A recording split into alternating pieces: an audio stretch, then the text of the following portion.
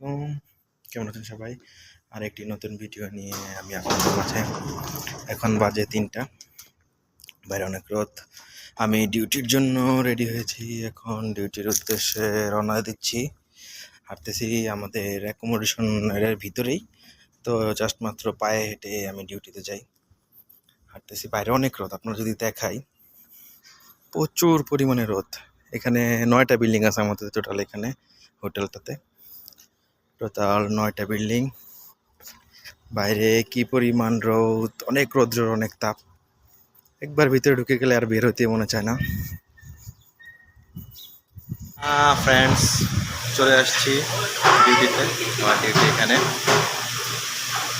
Phone call receive করা, phone আসবে, phone receive করা, গেস্ট ফোন অর্ডার করলে অর্ডার রিসিভ, পিক আপ করা এবং পাঞ্চ করা,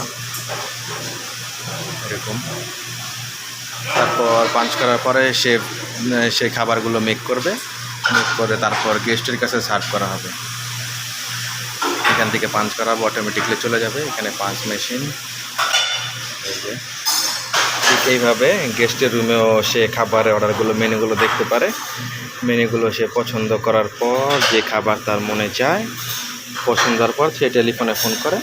আমরা সাধারণত টেলিফোন রিসিভ করে অর্ডার নেই, অর্ডার নেওয়ার পরে পাঞ্চ মেশিনে পাঞ্চ করি। পাঞ্চ করার পর একটা কপি আমাদের এখানে চলে আসে, আরেকটা কপি শেফের কাছে চলে যায়। তারপর শেফ সেই খাবারগুলো দেখে খাবারগুলো মেক করে।